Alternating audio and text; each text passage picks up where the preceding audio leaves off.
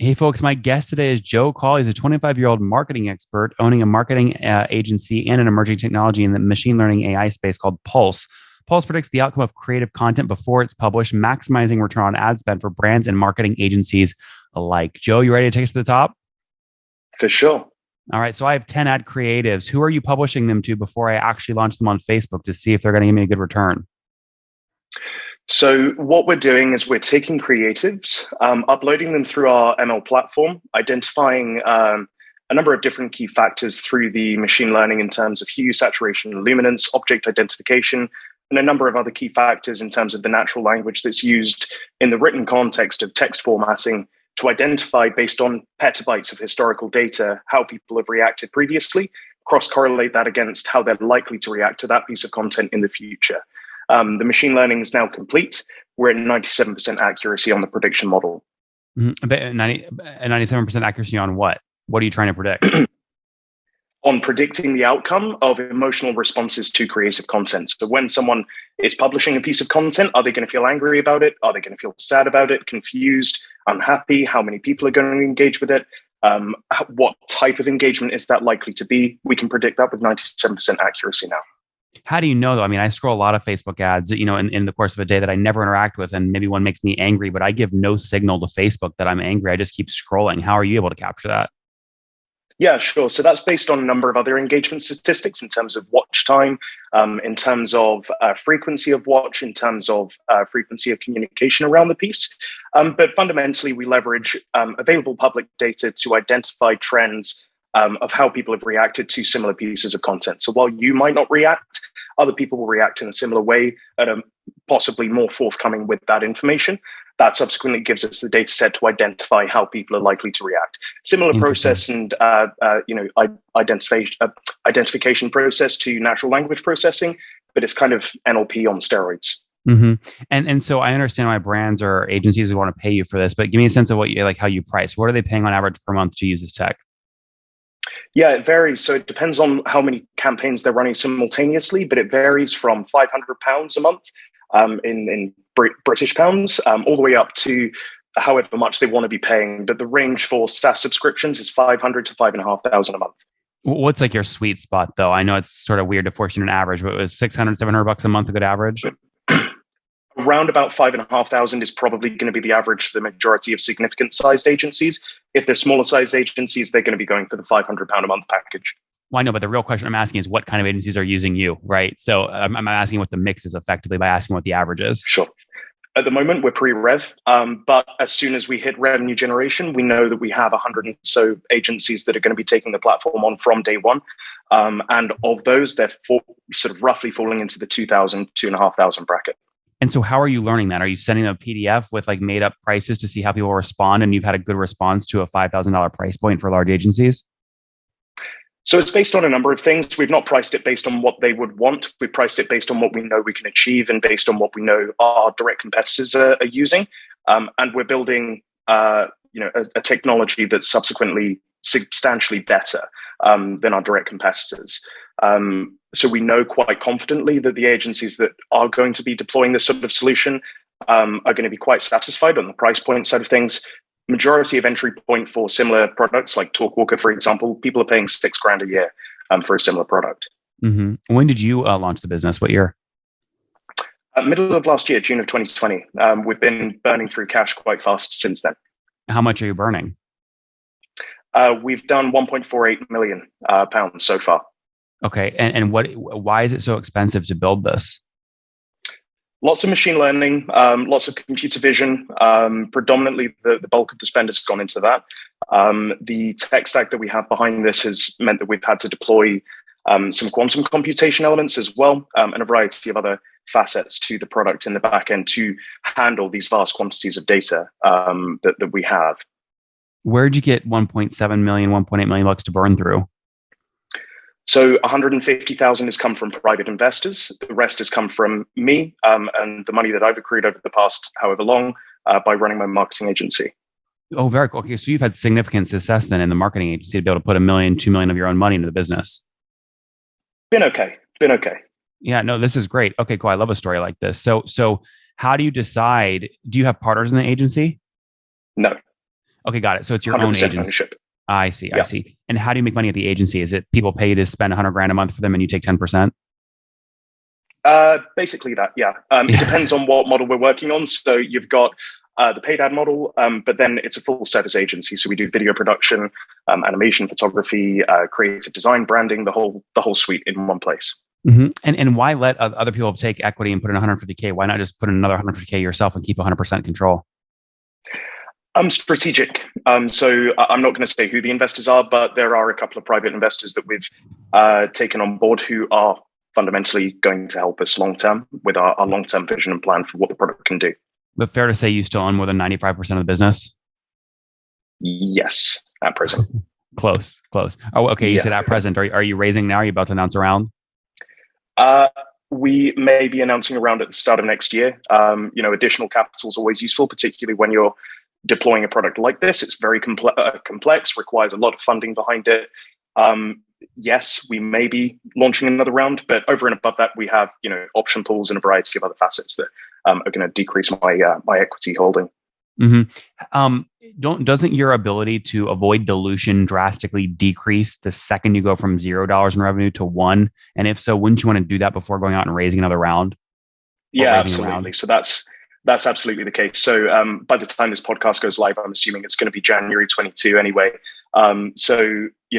From the point at which we launch the product early next year, we're definitely going to have a few months of live phase before we actually implement a new round. I see. What's the team look like today? How many people? 15, a range of full-time perm and contractors, basically perm as well. Mm-hmm. Okay, so 15, and how many engineers? 7 engineers. 7 engineers. And are you all in? Like, if you lose this $1 million you personally put into the business, are you screwed? Like, do you feel the pressure?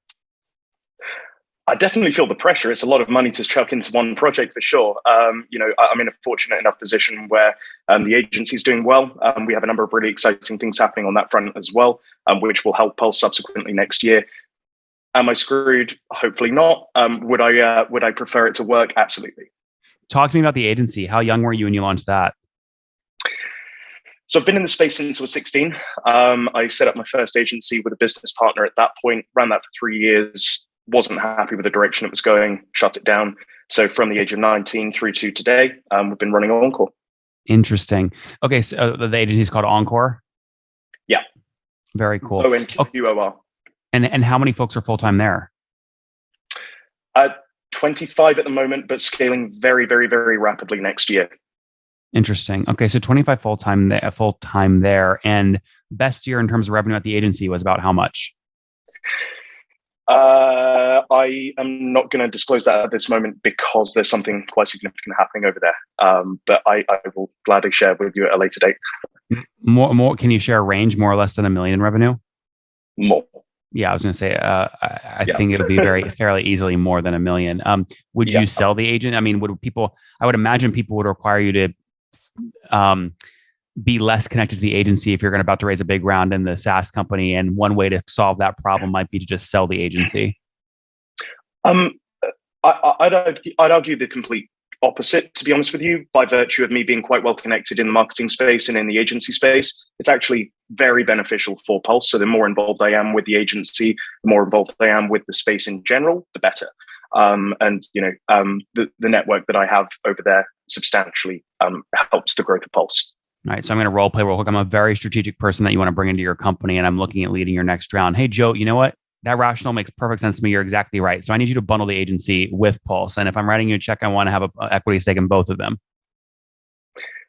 Again, something significant happening over at the agency side, which will ultimately adjust the way in which I can discuss that. I can't say any more than that.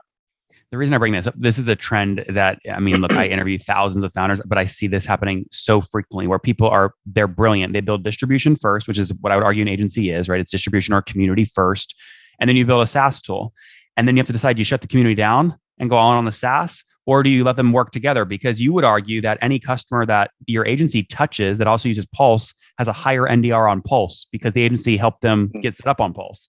And managing this story with investors is very tricky because like you want to keep your media agency separate because that can be kingmaker for the rest of your life. You built it at 19, right? Who knows what'll happen with Pulse, but then everyone else is going to want you to build it in together or sign a master licensing agreement or a master referral agreement or something like that. Yeah, for sure. I mean, again, there are opportunities for that to make more logical sense. Again, I can't say much right this very second. There's something very significant happening in January that's preventing me from saying any more about strategically why I'm doing what I'm doing and how I'm doing it. But there is a very good method behind it, and there is method to the madness. Yep. Okay. Interesting. Talk to me a little bit about, so you have 15 people, 7 full time. How many folks, like how many customers do you have using Pulse, but not paying it, but they're ready to start paying? None. Again, they have had access to the platform. We have been testing the platform internally. How many though? How many have access? We have 50 that have access. Oh, wow. So, okay. Yeah. That's great. So you can watch how they use it, learn a little bit, guide your engineering team, etc. Yeah, exactly. Very cool. All right. Anything else you want to talk about before we wrap up with the famous 5? I'm good. You tell me if you need anything else. No, just want to make sure I don't want to miss anything. All right. So let's do that. Number 1, what's your favorite business book? Favorite business book? Influence Psychology of Persuasion. Not technically a business book, but very applicable to what we do. Influence Psychology of Persuasion. Yeah. Cool. Number 2, is there a CEO you're following or studying? There is a bit of a rogue one. It's a guy called Joe Binder. He's the CEO of a personal branding agency in the UK, doing an amazing job. Supports some of the biggest names in the CEO space in the UK. Really cool guy. Number 3, what's your favorite online tool for building Pulse? So the question I've got is favorite tool for growing the business. I put people.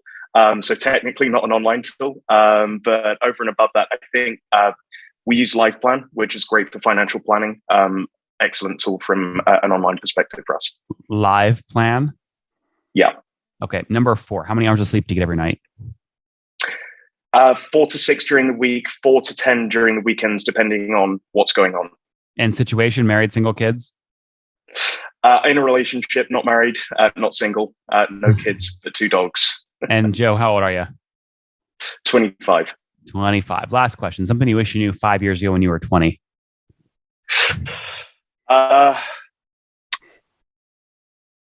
Relaxing is not the end of the world. It's probably the most important thing that you can do for yourself and for your mental position to actually progress forward.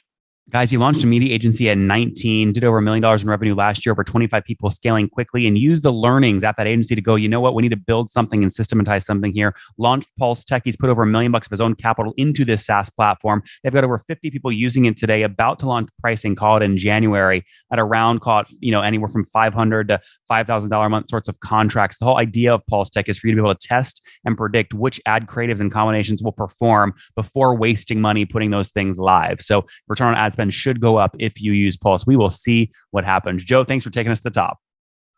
Thanks very much, Nathan. Speak to you soon. One more thing before you go. We have a brand new show every Thursday at 1 p.m. Central. It's called Shark Tank for SaaS. We call it Deal or Bust. One founder comes on, 3 hungry buyers, they try and do a deal live, and the founder shares back-end dashboards, their expenses, their revenue, ARPU, CAC, LTV, you name it, they share it. And the buyers try and make a deal live. It is fun to watch every Thursday, 1 p.m. Central. Additionally, remember, these recorded founder interviews go live. We release them here on YouTube every day at 2 p.m. Central. To make sure you don't miss any of that, make sure you click the subscribe button below here on YouTube, the big red button, and then click the little bell notification to make sure you get notifications when we do go live. I wouldn't want you to miss breaking news in the SaaS world, whether it's an acquisition, a big fundraise, a big sale, a big profitability statement, or something else. I don't want you to miss it. Additionally, if you want to take this conversation deeper and further, we have by far the largest private Slack community for B2B SaaS founders. You want to get in there. We've probably talked about your tool if you're running a company, or your firm if you're investing. You can go in there and quickly search and see what people are saying. Sign up for that at nathanlatka.com/Slack. In the meantime, I'm hanging out with you here on YouTube. I'll be in the comments for the next 30 minutes. Feel free to let me know what you thought about this episode. And if you enjoyed it, click the thumbs up. We get a lot of haters that are mad at how aggressive I am on these shows, but I do it so that we can all learn. We have to counter those people. We got to push them away. Click the thumbs up below to counter them, and know that I appreciate your guys' support. All right, I'll be in the comments. See ya.